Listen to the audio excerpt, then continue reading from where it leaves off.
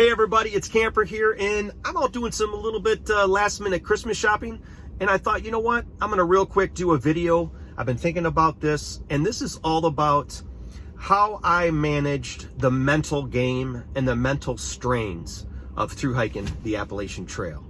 So stay tuned.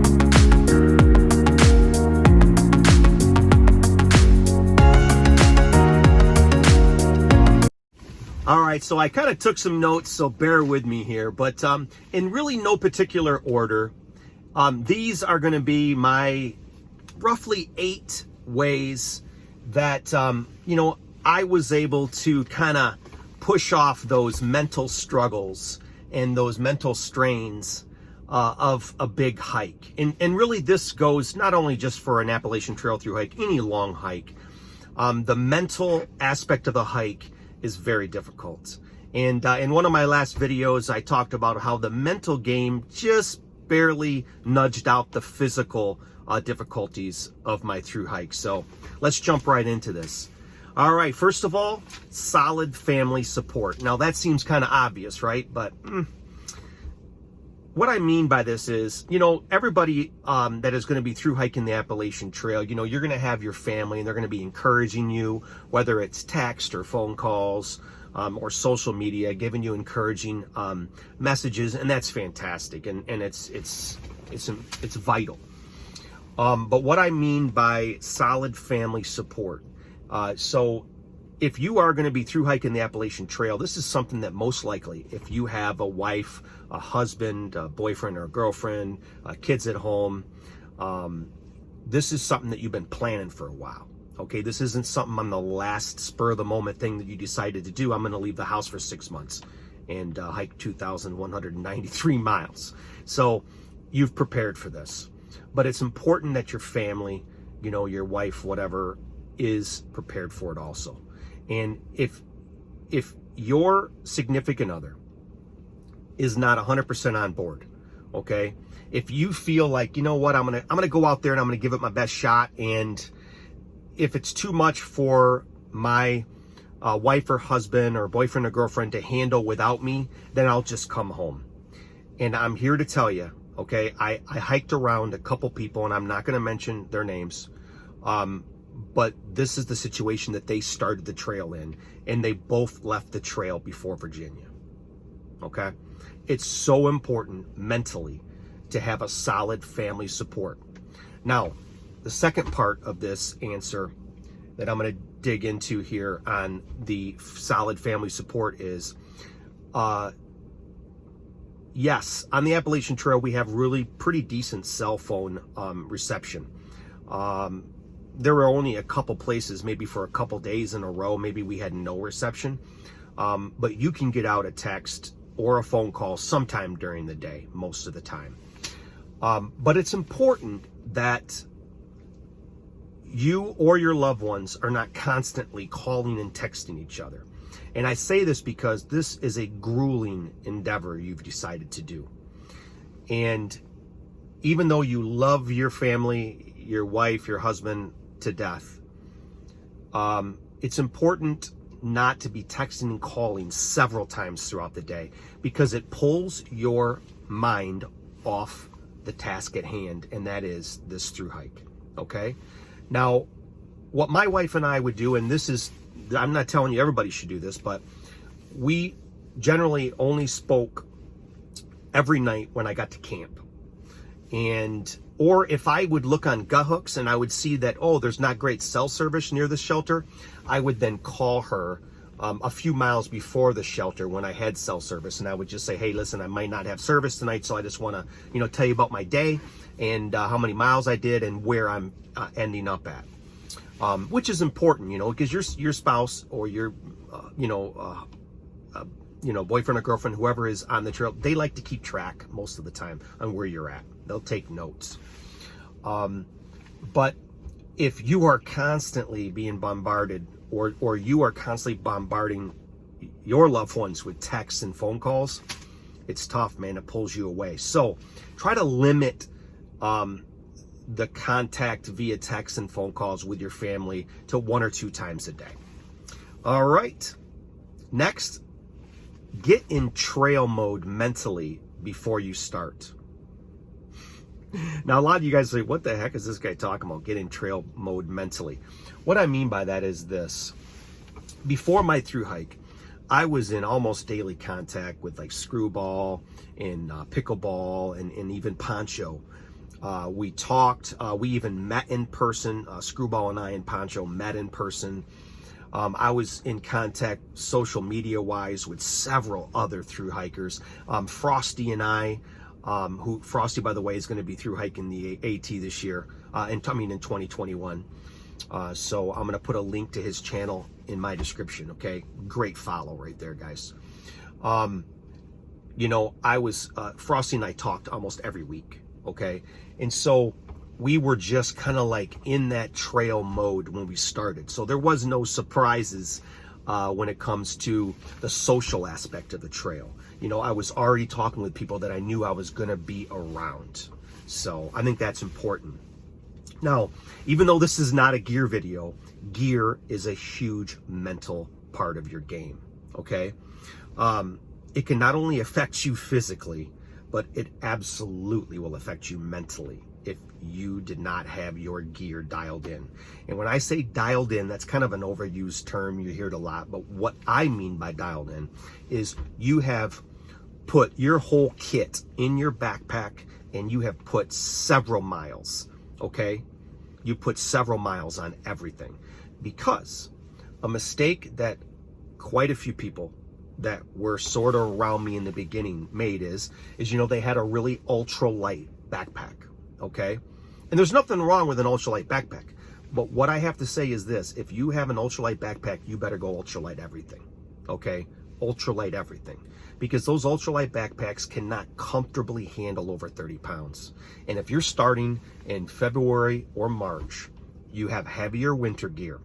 You also may have, 5 days worth of food packed in, 2 liters of water. You're going to be kind of approaching the weight, abilities of that ultralight pack.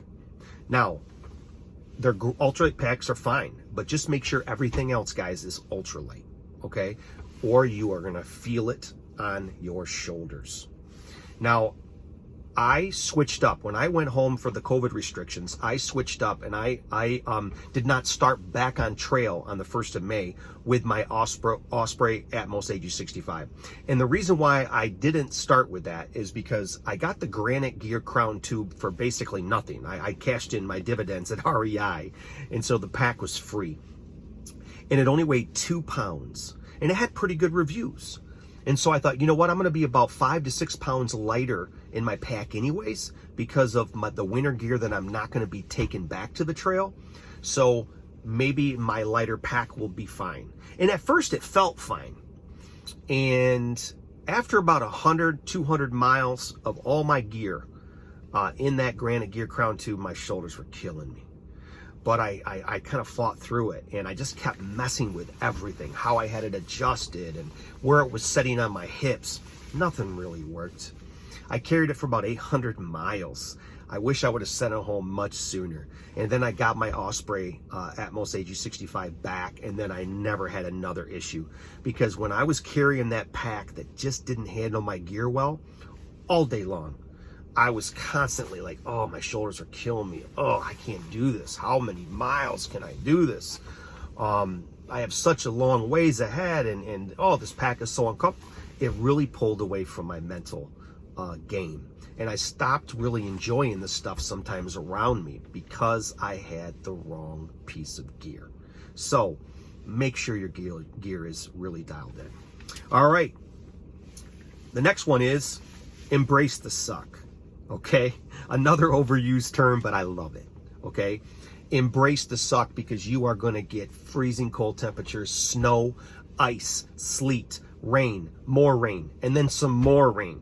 Then you're going to go with the heat and the mosquitoes and the horse flies and the deer flies and embrace it, okay? So my recommendation to you is, if you are from a really warm weather climate, there's really nothing you can do about it. You can't prepare for the cold before you go out there. But what you can do is do your due diligence and make sure that you got the right winter gear. Talk to people, you know, that have done it. Get solid advice on that. But going back to embracing the suck, you are going to experience all that. So before your thru hike, if you can, put your whole kit in your pack and go out for a few days at a time. Look at the weather patterns and say, okay, it's going to be snow, rain, it's going to be slushy out. That's when you want to get out there. Okay, so when you get on the trail, you're not surprised by it. Foul weather, tough trail conditions are probably one of the top reasons why people mentally check out. They just get tired of it. They're like, you know what, this is not fun anymore. I'm just not having fun. You know, I'm tired of the rain. I'm tired of this. I'm tired of that. And so they say, you know what, this isn't really worth it anymore. I got so far to go. I'm done. So get used to it. Understand before you start, this is going to be tough weather that you're going to face. No matter when you start, you're going to face tough weather. So deal with it. All right, next is, when you're on trail, try to, as quick as you can, get into a really solid, successful routine. And that is a morning routine, and that is an evening routine. So get a good routine where you can hit the trail early, okay? Because once you get your trail legs, you know, you're gonna be wanting to do 18 to 20 miles once you get your trail legs. But it's tough to do that when you're sleeping in, and when you're not starting until 8:30, 9 o'clock. It's tough to get those. So you start stressing.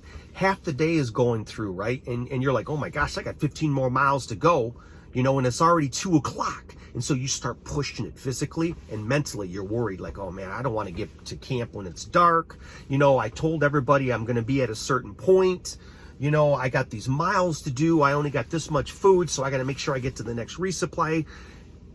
Get a solid routine that you can get an early start in the morning, and you get used to that. It's a breeze, folks.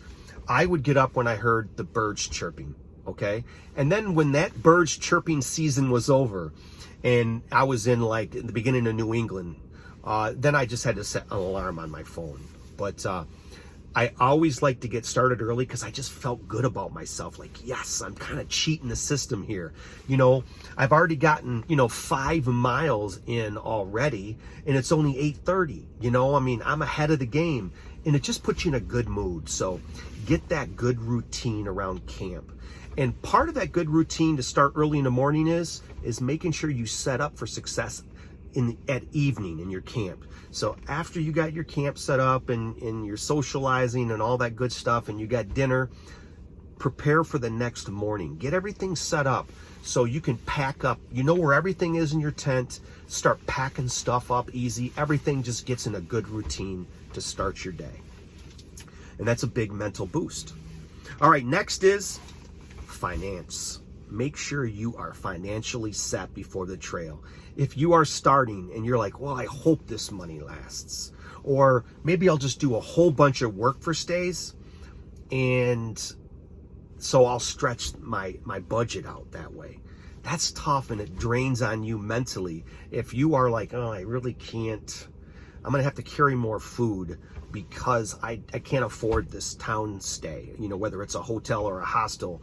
You know, I can't afford that, so I got to carry more food to go to the next town so I can save some money.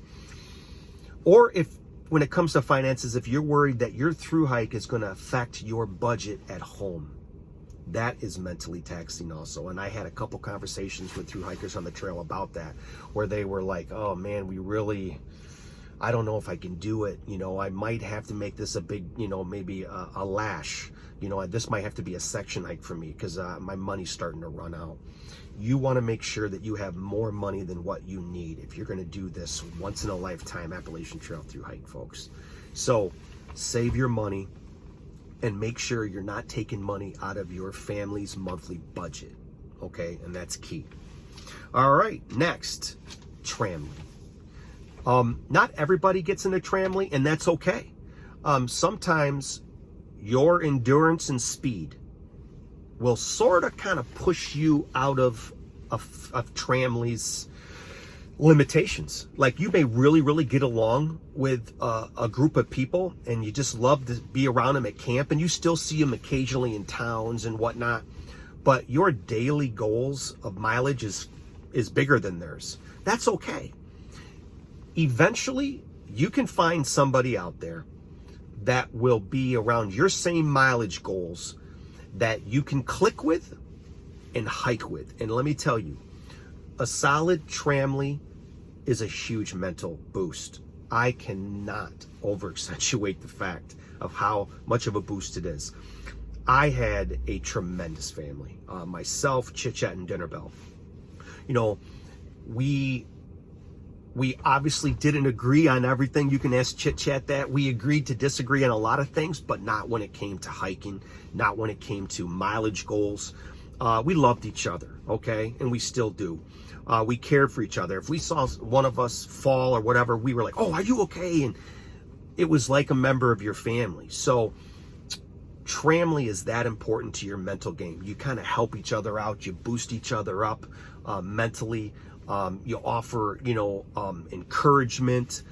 It's something that I really hope that everybody can get. Now, tramlines out there, the average thru hike, you may go through 3 to 5 different tramlines, and that's okay. But just having, even if you're only a tramline for a couple hundred miles, during that 200 miles, you look forward to your conversations. You look forward to learning more about each other. You're letting, you know, they're getting to know you. You getting to know them. You are all kind of embracing the suck together. And when you are fighting together for the same common goal, man, is it a boost for the mental game. All right, let's talk about goals. Now, I mentioned this in a couple other videos, how tough Georgia is. If you're a NOBO and you're starting in the winter, especially, Georgia's tough. I mean, it is tough physically and mentally. Number one, you're not in trail shape yet, unless you are PTL. Love you, PTL.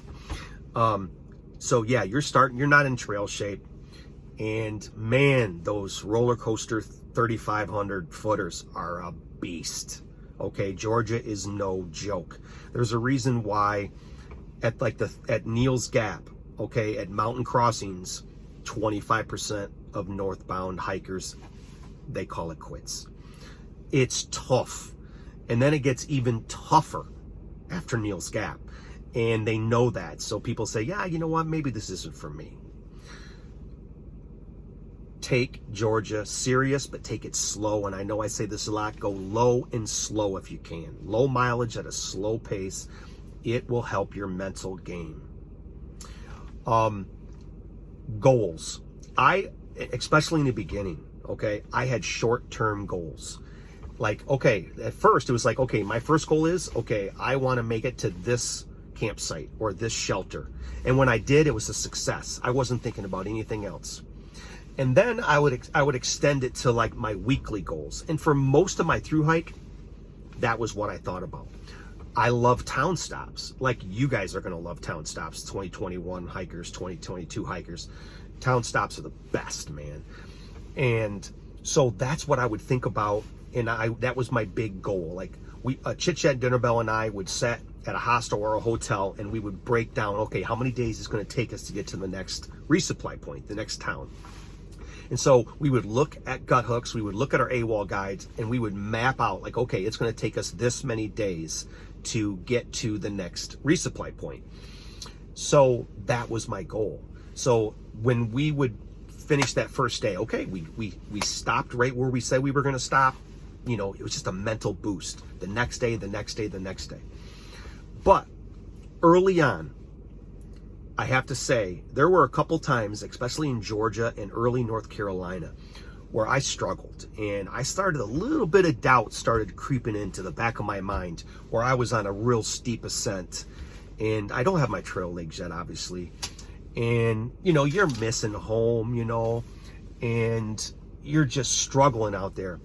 And that would be the only time that I would suggest thinking about that huge prize at the end, okay? And that's that sign on top of Mount Katahdin, is when you are really struggling on and up. And I would just say to myself, camper, you cannot make it to that sign on Mount Katahdin unless you get over this mountain right here first, okay? So suck it up, buttercup, get over there.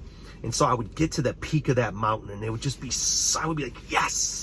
All right, I did it. You know, I pushed those little demons out. I pushed that stress out of my life. And then I would just kind of inhale.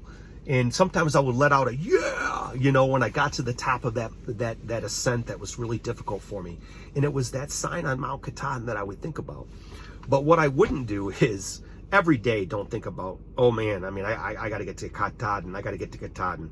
Because if you're thinking about that every single day, woo, and you're at, like, let's say mile 65, and Katahdin is at mile 2,193, or for the 2021ers, 2,193.1, okay? It's like, wow, you start thinking, oh my God, if it's this hard right now, how am I gonna make it this far? So choose your goals and choose them wisely, and it's a real big help for your mental game. So listen, that's it. I just want to kind of wrap this up. Oh, you know what? No, there is one more thing that I want to talk about. For those of you guys hiking in 2021, especially, if you're going to be vlogging, which I hope you do because I love to follow the hiking vloggers. If you're going to be vlogging, you are going to get so much support from your followers. Your followers on your YouTube channel are going to give you amazing support. There were times where I was also struggling, and I was tired, I was hot, or I was wet, or I was cold, and I was only halfway through my day, and I would look, oh, I got service. And so I would punch up my YouTube channel, and I'd read some of my comments, and man, it would just get me going for the rest of the day. So all of my followers out there, you help me so much. You know, I can't tell you how much you helped me. And I want you to, 2021ers, 2022, if you guys are going to be YouTube vloggers on your thru-hike, lean on them, okay? Forget about the negative comments, okay? Just bypass them. Don't even, if you start to read any type of negative where you can tell, you know what, this person's just trying to get under my skin, just ignore it. Don't even finish the comment and just move on. Or block them, whatever you want to do. It's an individual choice. But your followers out there, your followers are going to just help you all the way to Katahdin. And I can't thank them enough. I love my YouTube followers. All right. So, Merry Christmas to you guys. Happy New Year. Let's hope that 2021 is going to be an amazing year. Yeah, 2020, wow, what a crazy year. But you know what? I like to think about the positives. Like I said, I'm a glass half full guy. I was able to thru-hike the Appalachian Trail through a pandemic. And I was able to do that with the love and support of my wife, my daughters, and my entire family. On my side and my wife's side, my friends at home, and then all of you in YouTube and Facebook land and Instagram land. I was able to do that and check off a bucket list item, and I thank you guys for it. So you guys really helped me take 2020 and turn it into something positive. So thank you again. God bless, and we'll see you down trail.